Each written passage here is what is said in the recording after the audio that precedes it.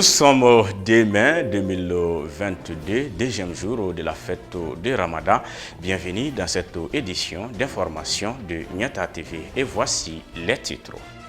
Le chef de l'État a célébré la fête de Ramadan à Koulouba, accompagné du Premier ministre.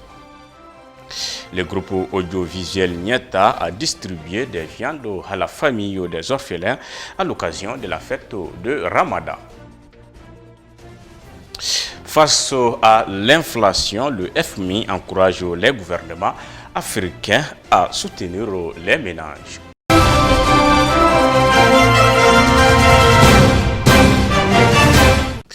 Le président de la transition, son Excellence le colonel Assimi Goïta, chef de l'État, a obéi à la tradition. Dimanche 1er mai 2022, le chef de l'État a célébré la fête de Ramadan à Koulouba dans la salle de banquet. Le chef de l'État présente ses vœux au peuple malien, aux amis et aux partenaires du Mali. Suivant son intervention. Il nous a donné l'opportunité de voir ce jour béni. Et saisissant cette opportunité, il me plaît de souhaiter bonne fête à toutes les Maliennes et à tous les Maliens de l'intérieur et de la diaspora. Aussi, prier Allah le Tout-Puissant qu'il accepte le repos éternel de nos disparus, tout en souhaitant prompt rétablissement à tous nos malades, y compris les blessés de guerre. Aussi, souhaiter bonne fête à tous nos partenaires, tous les amis du Mali.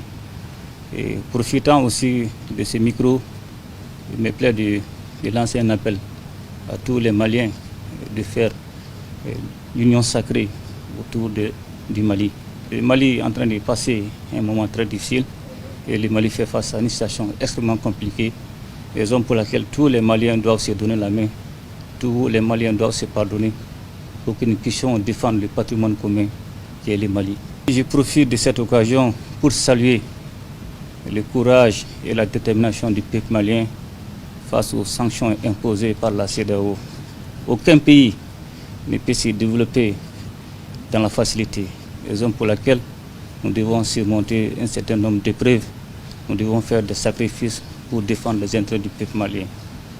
Et tout en rassurant le peuple malien que le gouvernement va toujours œuvrer pour le bien-être du peuple malien, raison pour laquelle très prochainement la commission indépendante de suivi et évaluation de la mise en œuvre des recommandations des Assises nationales de refondation qui a été créée auprès du président de la transition sera la boussole pour le suivi et la mise en œuvre des aspirations du peuple malien.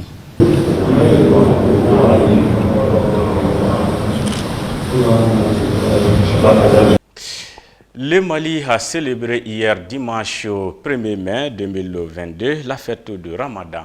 En ce jour du pardon, de solidarité et de partage, le Premier ministre, chef du gouvernement, Dr Choguel Kokala Maïga, a rendu visite aux familles des illustres personnalités disparues et qui ont marqué l'histoire contemporaine de notre pays. Suivant les commentaires. Ce dimanche au 1er mai, jour de fête de l'Aïd al-Fitr, mettant fin à un mois de privation et d'adoration, j'ai rendu visite aux familles de certains anciens leaders de notre pays disparus, au premier rang desquels l'ancien président du Mali, Modibo Keïta. Ces visites s'inscrivent dans une démarche de réconciliation et de rassemblement afin de bâtir l'union sacrée des Maliens en vue de faire face aux multiples défis qui assaillent la transition. Notre pays continue sa difficile marche vers sa refondation et sa réaffirmation dans le concert des nations. Bâtir une fondation solide de notre Mali courant demande l'union de chaque Malienne et de chaque Malien. Cette œuvre nous exige également la vérité et toute la vérité, mais aussi et surtout le pardon. Aucune page de notre histoire ne mérite d'être déchirée. J'ai été très heureux de savoir que les veuves et héritiers de ceux à qui nous devons le Mali d'aujourd'hui vivent toujours à l'appel du Mali. Nous avons prié ensemble pour nos femmes et civils tombés et pour le retour définitif de la paix et de la cohésion sociale au Mali. Qu'Allah bénisse le Mali, a dit Dr Choguel Kokala Maïga, chef du gouvernement, Premier ministre du Mali. Le groupe audiovisuel Nieta, à travers son émission Djombi Hine Halaka Hine Ila, a procédé à la distribution de viande et du riz brûlure à 50 familles des orphelins ce dimanche 1er mai 2022, premier jour de la fête de Ramadan, devant le siège de la radio Nieta. La distribution de la viande et autres était coordonnée par le PDG du groupe audiovisuel Nieta, El Hadjo Sidi Ibrahim Djire, suivant l'intervention d'El Hadjo Fodé Tungara au compte du groupe audiovisuel Nieta. Le groupe audiovisuel Nieta a procédé à la distribution de beaucoup de dons. En fait, comme vous savez, la télé Nieta, la radio Nieta, le groupe audiovisuel Nieta a pour mission, une mission noble de solidarité, de dons, de partage avec ses frères, avec ses co-religionnaires. Nous avons d'abord commencé par Kouchala, où il y a eu des déplacés, comme vous le savez, avec les événements qui sévissent dans ce pays. Nous avons pu quand même donner à peu près une 60aine de familles qui ont bénéficié à Kouchala, des riz, et même des imams aussi en ont bénéficié, justement parce que il faudra que ce soit la participation de tout le monde. Donc les déplacés, les imams, les muezzins ont tous bénéficié de ce don au niveau de Kouchala. Après Kouchala, nous nous sommes retrouvés évidemment à Nyono, où nous avons, après leur appel, ils nous ont fait adresser des appels. À Nyono également, ça a été vraiment une grande fête, puisque 400 familles ont pu bénéficier des sacs de riz, des brisures et également des vêtements. Les bénéficiaires étaient également des déplacés. Nous avons même pu constater, et nous nous sommes rendus dans leur lieu de résidence, ils sont sous des cases, des tentes. Vraiment, que voulez-vous? C'est la guerre qui les a fait déplacer. Donc, ils ont manifesté leur joie également. La radio Signe Sigi, la voix de Nieta, a fait appel également. Nous avons fait des collectes. 60 familles ont pu bénéficier. Et évidemment, on a pu avoir, par la même occasion, profiter de la lecture du Coran. Des jeunes, des enfants qui ont fait la mémorisation du Coran ont également bénéficié des dons et de toute nature. Donc, après l'étape de Sikasso, on se retrouve encore à Bamako, au siège même de l'immeuble Nieta, la radio Nieta, la télé Nieta, où nous avons procédé à la distribution également des denrées alimentaires. Les bénéficiaires étaient au nombre de 229. C'était quand même une joie de plus. Une joie de plus. Nous remercions les bienfaiteurs, nous remercions les donateurs et nous remercions également les bénéficiaires qui ont également manifesté leur joie devant le siège de la radio Nieta. Donc, avec ces différentes arrêts alimentaires, également, la même journée, nous nous sommes rendus au parc de bétail à Faladje, où 45 familles de déplacés, de démunis, qui ont été l'objet d'être chassés de leur endroit, ils se sont retrouvés aujourd'hui à Bamako. Donc, se retrouvent dans le parc à bétail. On peut aussi également bénéficier à travers la radio et la télé Nieta, le groupe Nieta. Ce jour-là, au parc de bétail du parc bétail de Faladje, 45 familles ont pu bénéficier non seulement des riz brisures, également des pâtes alimentaires et des habits. Ensuite, au dehors de ça, nous sommes à l'approche du mois de carême. On fait des recensements des enfants des orphelins. Il y a beaucoup de familles des orphelins. Nous avons recensé.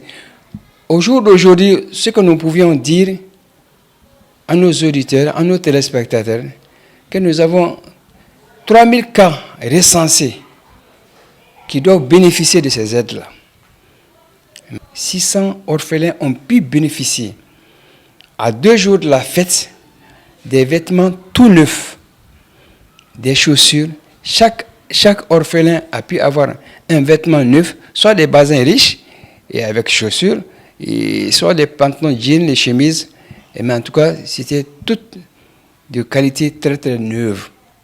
Maintenant, pour couronner cette fête, nous avons procédé ce matin, 1er mai, jour même de la fête, comme vous êtes en train de voir avec nous ici dans les images. des tas de viande sont distribués de part et d'autre. Nous avons abattu 11 bœufs. 11 bœufs qui viennent d'où? Qui émanent des donateurs. La radio Nyeta, la télé Nyeta, le groupe audiovisuel n'est qu'un tremplin, n'est qu'un passage.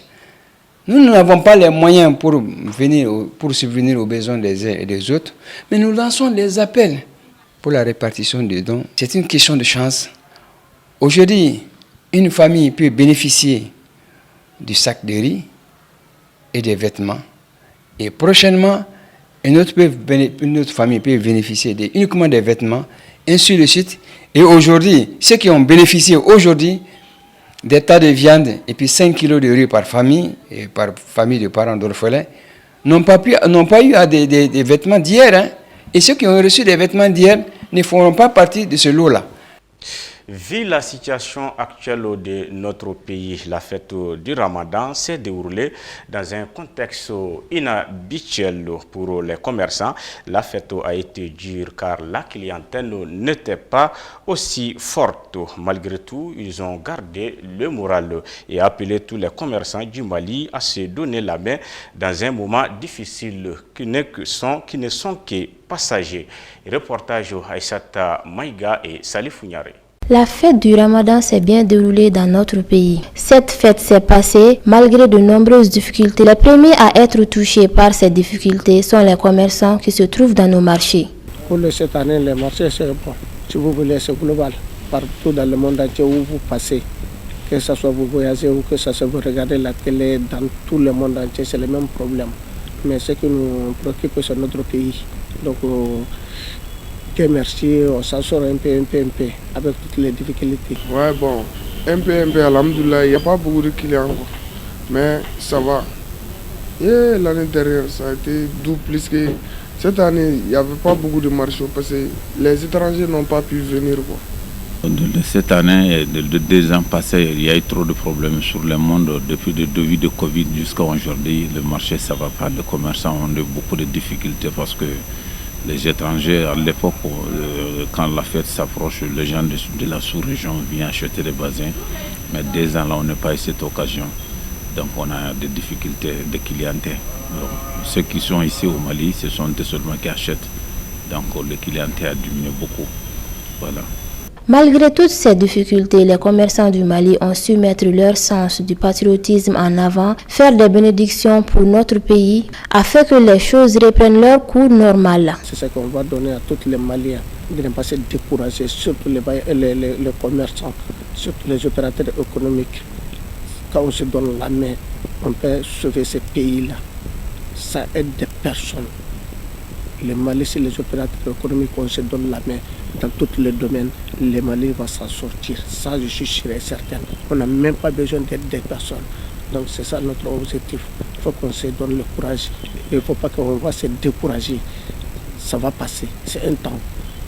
On a Dieu Tout-Puissant qui nous accorde de pardon, qui nous facilite des tâches qui sont difficiles. Et voilà, pour dans les jours à venir. Voilà. Tant que la prochaine fête du Ramadan se déroulera sans difficulté majeure dans notre pays, avec le retour de la paix sur toute l'étendue du territoire national. Suivons l'actualité internationale avec Abdou Ouattara.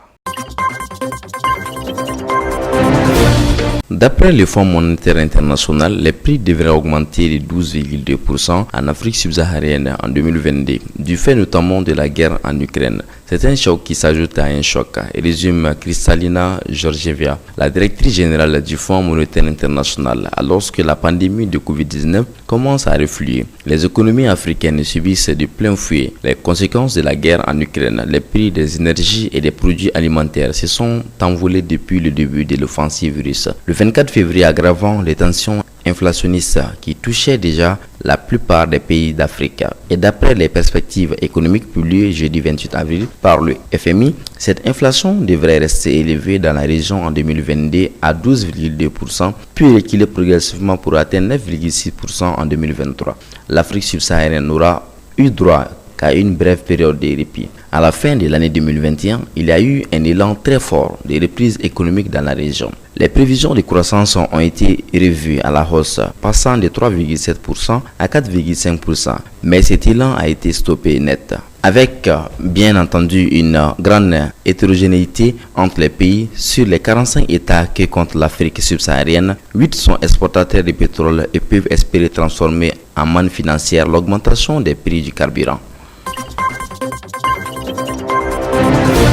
En Guinée-Conakry, le colonel Mamadi Doumbouya, auteur du putsch contre Alpha Condé, prévoit un délai de 39 mois avant d'organiser d'éventuelles élections. La junte militaire guinéenne a officialisé ce que beaucoup supposaient. Elle n'a pas l'intention de rendre le pouvoir aux civils rapidement, malgré ses promesses faites après avoir chassé le 5 septembre 2021 Alpha Condé de la présidence au motif qu'il s'accrochait trop à sa fonction. Samedi 30 avril, le colonel Mamadi Doumbouya a annoncé avoir opté pour une proposition médiane d'une durée consensuelle de 39 mois avant de rendre les clés. Ce délai défie tout à la fois les partenaires régionaux de la Guinée, les principaux partis politiques et les organisations de la société civile guinéenne qui réclament un délai bien plus court. L'ex-sous-officier de la Légion étrangère française s'exprimait à l'issue de 2 consultations politiques sans réelle représentativité, car boycotté par tous les grands partis politiques ainsi que par le Front National pour la défense de la Constitution. Cette large coalition avait certes vainement, mais au prix de plusieurs dizaines de manifestants tués, mené la fronde contre Alpha Condé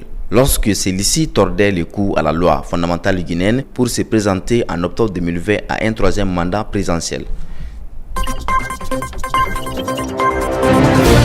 À Jérusalem, une semaine de haute tension sur l'esplanade des mosquées. L'intervention de la police israélienne sur l'esplanade des mosquées suscite une vive émotion. Chaque nuit, ils s'y barricadent pour affronter la police israélienne avant l'aube. Vendredi 15 avril, les images de ces forces pénétrant dans la mosquée, alignant ces jeunes gens sur les tapis, ont fait le tour de la planète. Elles s'y sont plus entrées depuis, mais elles ont blessé plus de 200 Palestiniens en une semaine sur l'esplanade, dont des personnes âgées et des journalistes, suscitant une indignation qui ne faiblit pas dans le monde musulman. Les Émirats arabes unis, qui ont normalisé leurs relations avec Israël en 2020, ont porté les premiers coups de canif depuis les accords d'Abraham de 2020 en convoquant l'ambassadeur israélien. La Jordanie, gardienne des lieux saints, condamne vivement ces opérations de police. Les États-Unis ont dépêché un envoyé du département d'État pour appeler à la désescalade à l'unisson des Nations Unies. Voilà que le président de l'autorité palestinienne Mahmoud Abbas, à 86 ans, se trouve une nouvelle fois tiré de son isolement pour les besoins du dialogue diplomatique. En cette semaine où les Pâques juives et chrétiennes coïncident pour la première fois depuis 1991 avec les mois saints musulmans de Ramadan, le gouvernement israélien est fragile, privé de sa majorité du Parlement début avril.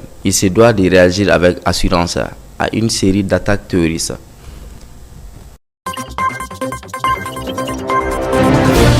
Le gouvernement du Maroc a signé samedi 30 avril un accord social avec les principaux syndicats du pays et le patronat autour d'une mesure phare, une augmentation du salaire minimum dans le privé et le public à la veille de la fête du travail du 1er mai. L'accord prévoit une revalorisation du salaire minimum de 10% sur 2 ans dans les secteurs de l'industrie, du commerce et des services. Le salaire minimum est fixé actuellement à 2638 dirhams, soit 250 €. Hors secteur agricole, détaille un communiqué des services du Premier ministre. Dans le public, le salaire minimum passera de 3500 dirhams, soit 332 €, alors qu'il est aujourd'hui à 3362 dirhams, près de 320 €. Le salaire minimum avait déjà été augmenté de 10% sur 2 ans en 2019. L'exécutif dit vouloir faire converger aussi les salaires agricoles vers ceux des autres secteurs privés. Il s'engage également à augmenter les allocations familiales pour les 4e, 5e et 6e enfants dans les secteurs publics et privés. Ceci met fin à cette édition. Merci à vous de l'avoir suivi et bonne suite aux 2 programmes sur Nieta TV. Nous souhaitons encore bonne fête à tous les Maliens, à toute la communauté musulmane et tous les Maliens.